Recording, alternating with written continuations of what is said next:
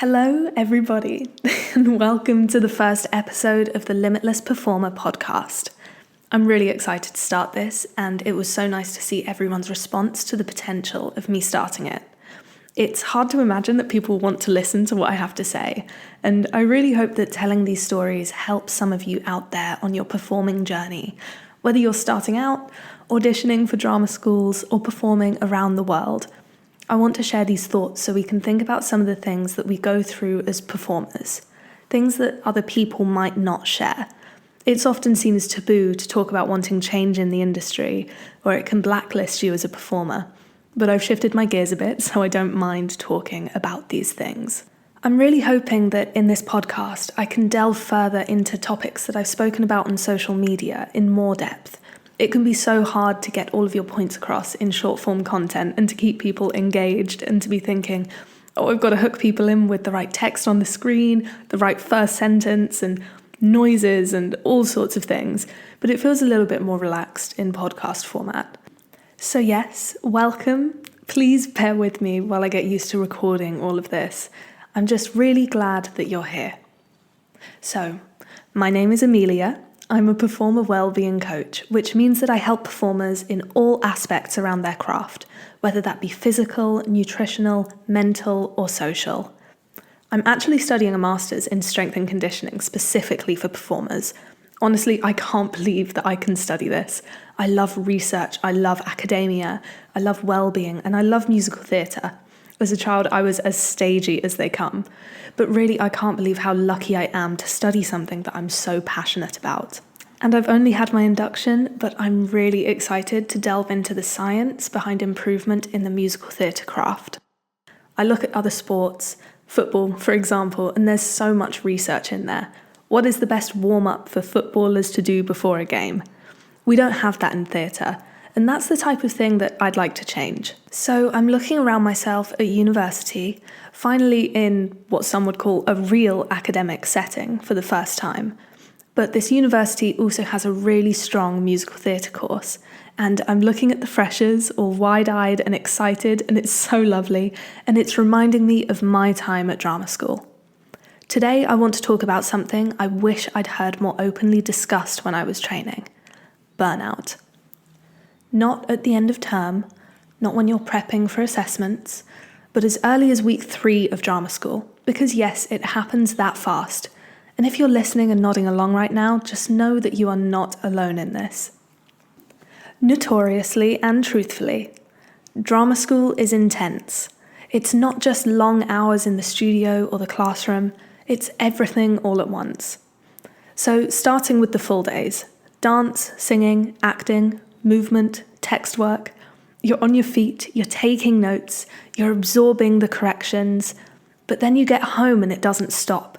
You've got to memorize a monologue, learn a rep song, revise the choreography before it slips away. For some of you, you're also auditioning for pantos or end-of-term shows at this time, working evenings and weekends just to keep up financially. So you're doing 9 to 5 in class, not including travel, and then 7 to 11 on a shift, and then straight back into class the next morning. On top of all of that, you're trying to make friends, find your people, maybe go out, say yes to social invites because you don't want to miss out. This is your uni experience. But if you're living with your course mates, switching off can feel basically impossible. You wake up and see them, you go to class with them, you come home and they're there too. It's like your whole world becomes drama school. And that can be great, but it can be overwhelming. So, what do you do when it's week 3 of drama school and you're already burnt out?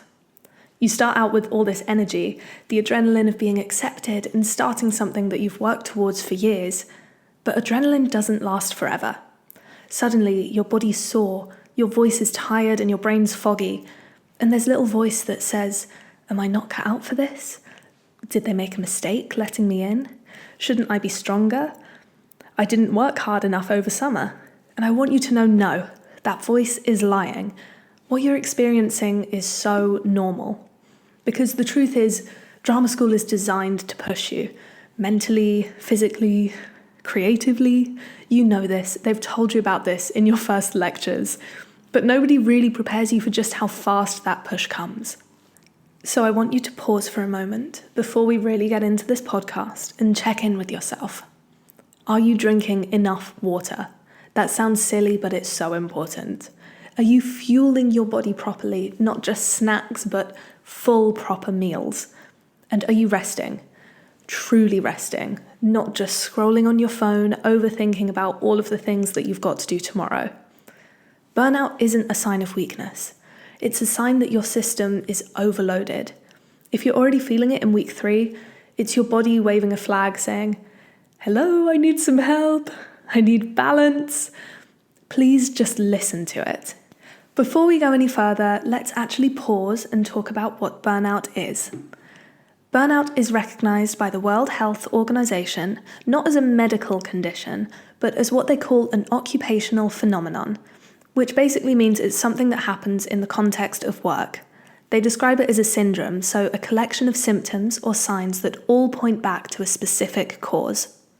And at the core of it is this: burnout is a state of physical, mental, and emotional exhaustion. It builds up when you're under long-term stress, or you feel like you're under constant pressure, so you don't get the chance to properly recover.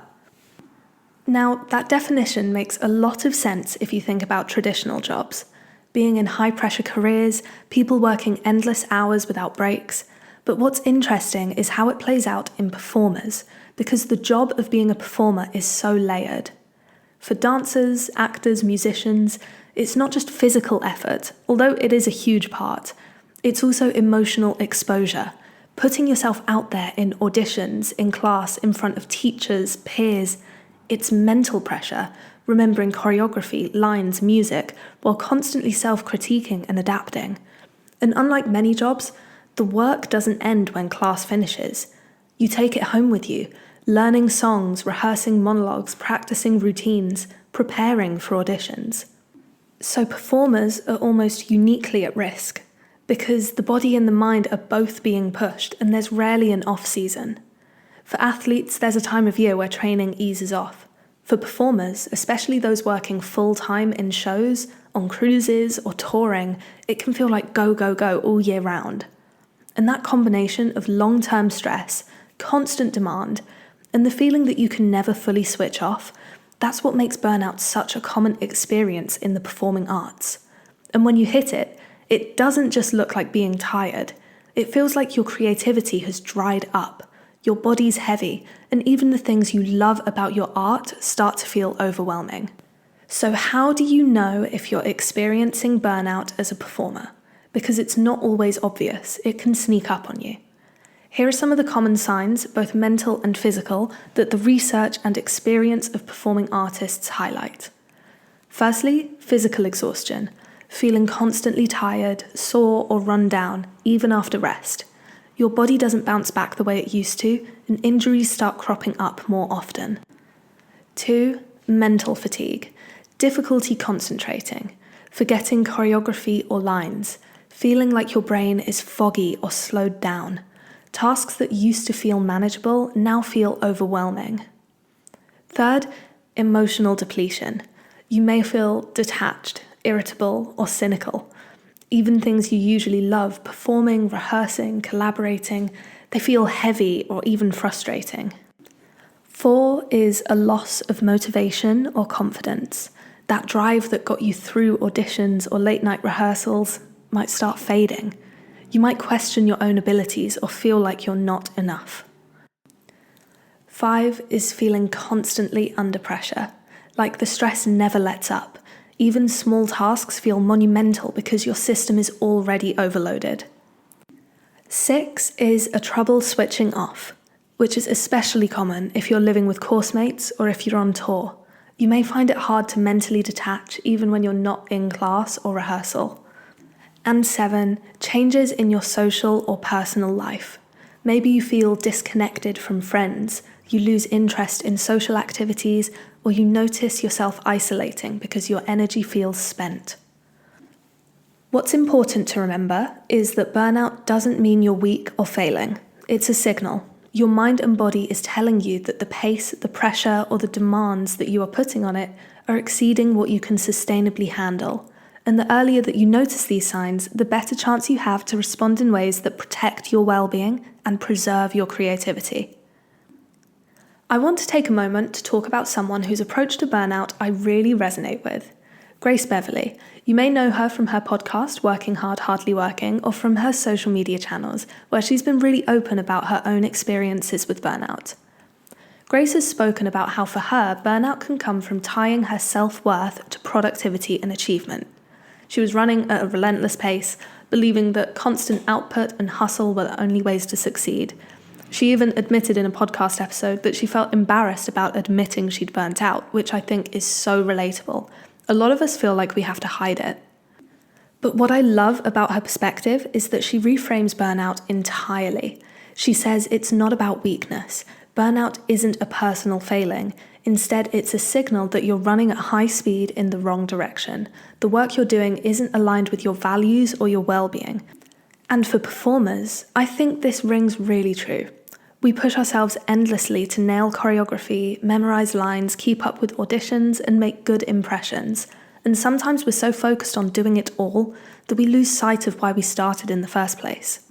Grace's advice is really practical, and it resonates for dancers, actors, and creatives. She talks about prioritizing rest as a requirement, not a reward, that rest isn't something to earn after grinding, but something you schedule and protect like any other important class, rehearsal, or meeting. She emphasizes setting boundaries so you can reclaim control over your time and energy, disconnect from the constant stimulation of work and social media, and create space for what actually matters to you. What I take from Grace's approach, and what I think is so relevant for performers, is that burnout is a signal, not a failure. It's your mind and body saying slow down, check in, and ask yourself, am I moving in a direction that actually matters to me? It's permission to pause, realign, and design your life in a way that supports both your artistry and your well-being. And honestly, hearing someone I respect talk about it so openly makes it feel way less scary to admit when I'm exhausted, overwhelmed, or off balance. It's a reminder that burnout is common, it's human, and it can be the beginning of a much-needed course correction if we listen to it. So now that we've talked about what burnout is, and what it looks like in performers, let's talk about what you can do when it starts creeping in ways that don't feel like you're slowing down your career. Firstly, start with small check-ins. Take a moment each day, like I did at the start of this podcast, to ask yourself, am I drinking enough water? Am I fueling myself properly? And am I moving or resting in ways that actually feel nourishing? It might seem tiny, but constantly checking in with your body and your mind can prevent stress from accumulating unnoticed. Secondly, schedule rest as a necessity, not a reward. Rest isn't a bonus for working hard, it's part of your training and your career. Treat it like a class or a rehearsal. Schedule it, honor it, and protect it from distractions. Even 20 to 30 minutes of intentional rest can help you reset your energy and focus. Saying that though, rest isn't always accessible. For many of us, it's a privilege. When I was training, I had to work front of house in the evenings just to pay my rent. My student loan wasn't enough to cover living costs, and for some courses, students didn't even qualify for loans at all. So your evening off might actually be a shift that you can't skip, or travel time between rehearsals, classes, and a part-time job. And that reality makes burnout feel even more intense. You're already physically and emotionally drained from full days of training, rehearsals, and performances, and then there's the added layer of financial pressure. Suddenly the advice to just rest isn't practical for everyone. But the important thing is that acknowledging that rest is a privilege reframes the conversation. It's about finding the moments where you can reclaim energy, however small, and treating them as non-negotiable. Maybe it's 10 minutes of deep breathing before a shift, or a short walk in between classes, or prioritizing your sleep when possible. And importantly, it also helps to talk about this reality openly. Many students feel like they're the only ones juggling work, training, and life, but they're not. Sharing experiences like this can reduce the shame and isolation that often amplifies burnout. So yes, rest can be a privilege in drama school, but even if full rest isn't always possible, small intentional moments of recovery matter. They're not wasted time. They're investments in your resilience, your creativity, and your ability to stay in this demanding career long term. Thirdly, set gentle boundaries. It could be something as simple as no phone after 10 p.m, or I'm not rehearsing my monologue tonight, something that I did often. Boundaries don't make you lazy. They give you control. And when your brain has space to switch off, you can actually perform better. Saying that, rehearse your monologues. Don't go into class unprepared. It doesn't end well. Okay, 4, break your work into sustainable systems. Rather than trying to memorize an entire monologue in one sitting, create mini sessions. Spread your rehearsal, choreography review, and practice into manageable blocks, interspersed with breaks and hydration. Building your schedule in this way prevents your willpower from being depleted too quickly. 5, align your daily actions with your values. Remember why you're here. Is it creativity, connection, self-expression? Make sure that even small daily tasks reflect those values, so you're not just grinding through obligation. When your day resonates with your purpose, burnout loses some of its power. 6, make social and emotional care non-negotiable. Spend time with people who make you feel supported, even if it's just a short chat with a course mate, a phone call to a friend, or journaling your thoughts. Community and reflection are part of sustaining energy, not a distraction from your career success. 7, you're going to honor your limits without guilt. If your body is sore, your voice is tired, or your brain is foggy, it's okay to pause. Slowing down momentarily doesn't mean your career is stalling. It means you're investing in your longevity. Performing at your best requires balance as much as effort. And 8, remember, recovery is active, not passive. You can keep moving forward while taking care of yourself.